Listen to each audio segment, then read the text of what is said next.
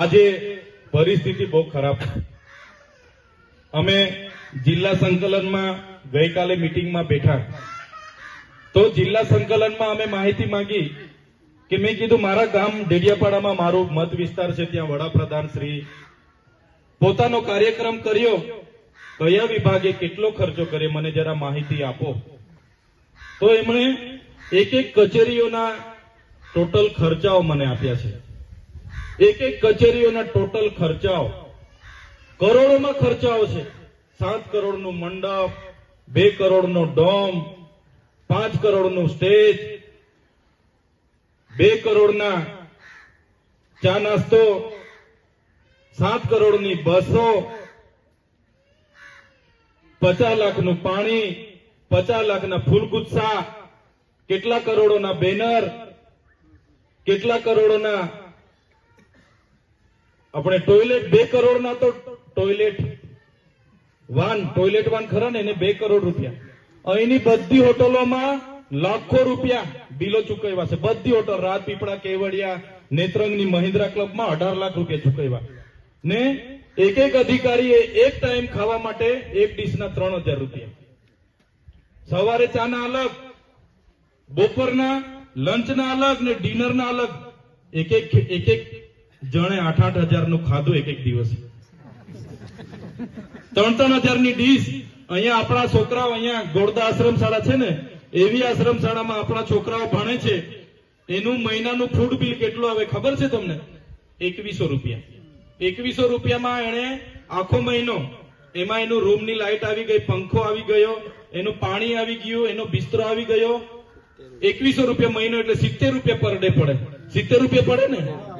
70 રૂપિયામાં એની લાઈટ આવી ગઈ, નાવાનું પાણી આવી ગયું, પીવાનું પાણી આવી ગયું, એમાં સવારનો નાસ્તો આવી ગયો, બપોરનું જમવાનું, સાંજનું બી જમવાનું એમાં જ આવી ગયું, એમાં ગાદલું આવી ગયું, પલંગ આવી ગયું, બધું જ 70 રૂપિયામાં। મહિનાના 2100 રૂપિયા, એમાં સાબુ ને કોપરેલ જે તે બધું જ આવી ગયું। અને પેલા લોકો એક ટાઈમના 3000 ની ડીશો અહીંયા ખાઈને ગયા, કરોડોમાં ખાઈને જતા રહ્યા। તો મારે કહેવાનું એવું, મારો એનો ફોન આવ્યો, સાહેબ સિકલ સેલના અમારી જે અમને સહાય મળતી હતી સિકલ સેલની મળતી નથી। મેં અધિકારીને ફોન કર્યો કે ભાઈ સિકલ સેલ જે અમારા બાળકો પીડાય છે ને એમાંથી કાઢવા માટે, લીલી શાકભાજી ખાવા માટે જે આદિજાતિમાંથી ગ્રાન્ટ મળે છે, કેમ તમે આપતા નથી? માર્ચ મહિનાથી કેમ બંધ છે? એને મને કીધું સાહેબ ગ્રાન્ટ નથી। આપણા બાળકોની શિષ્યવૃત્તિ છેલ્લા 2 વર્ષથી બંધ છે। પેલા અધિકારીને મેં પૂછ્યું કે ભાઈ કેમ તમે શિષ્યવૃત્તિ નથી આપતા? ગ્રાન્ટ નથી। આદર્શ નિવાસી અને તમામ શાળાઓમાં છોકરાઓને 2 જોડી કપડા આપવાના, બૂટ આપવાની જોગવાઈ છે, એ ગયા વર્ષથી મળ્યા નથી। મેં પૂછ્યું કેમ આપતા નથી? તો ગ્રાન્ટ નથી। અને અહીંયા તમે 50 કરોડના પ્રોગ્રામો તાઇફા કરીને અમારો ગ્રાન્ટ વાપરીને જતા રહો, કઈ કેટલું વ્યાજબી છે? આ પ્રોગ્રામ થયો આટલા બધા આદિજાતિના ગ્રાન્ટના, આપણા ગ્રાન્ટના પૈસા વાપરાયેલા છે। આ કોઈ નેતાના ઘરથી પૈસા નથી આવ્યા, એમાં ટાળી પાડો છે ભાઈ। આપણા છોકરાઓના આંગણવાડીના બિલો મંજૂર નથી થતા, ગ્રાન્ટ નથી એના માટે, અને એ પૈસા અહીંયા તાઇફાઓમાં આ લોકો વાપરે છે। પહેલા વિકાસ પર્વ કર્યું 15 દિવસ, પછી વિકાસ મહોત્સવ કર્યો, રથ લઈને ફર્યા, બેસણામાં મીટિંગ કરી, મોસ્તામાં મીટિંગ કરી, ચિકદામાં મીટિંગ કરી, કેવડીમાં મીટિંગ કરી, સામરપાડામાં મીટિંગ કરી, છોલિયામાં મીટિંગ કરી।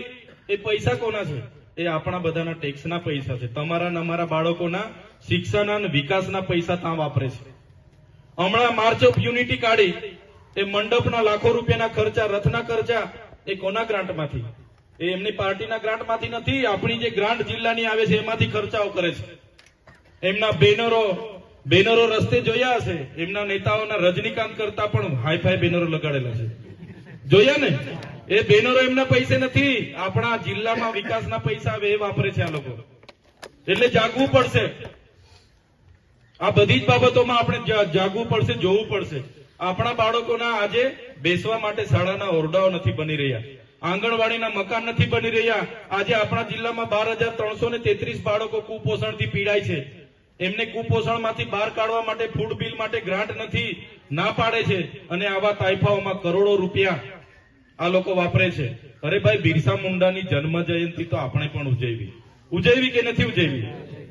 તમારે બિરસા મુંડાની જન્મ જયંતિ ઉજવવાની હતી, અમે પણ ઉજવી છે, અમે પણ બધા આદિવાસીઓ ભેગા થઈ નેત્રંગમાં ઉજવી કે નથી ઉજવી? આપણે નથી કોઈ કચેરીમાં ખર્ચો પાડ્યો, 1 રૂપિયાનો ખર્ચો કોઈ કચેરી પાસેથી આપણે નથી લીધો. કોઈ લીધો તમે ભાડું? કોઈ કચેરી પરથી ભાડું લીધું? અને એમના તાઇફાઓ બધા એમના એક હોટલો મોટલો આ તે બધું કરોડો રૂપિયા આપણા જિલ્લાના વિકાસના તાઇફામાં પૂરા કરી દીધા. એક વાત હતી, એ બધા આપણે જાગવું પડશે.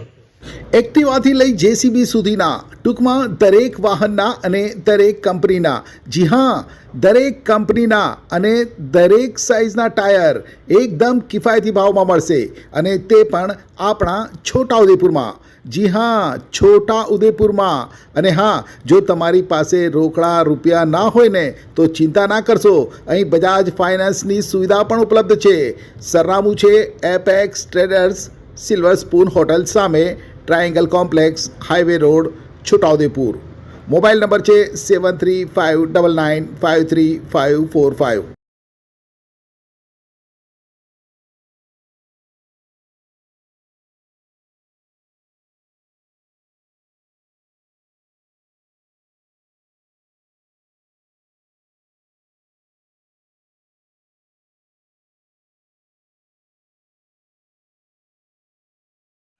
છોટાઉદેપુર સહિત રાજ્ય, દેશ અને દુનિયાના સમાચાર જોવા માટે સબસ્ક્રાઈબ કરો તીર સમાચાર અને બેલ આઇકોન જરૂર દબાવો.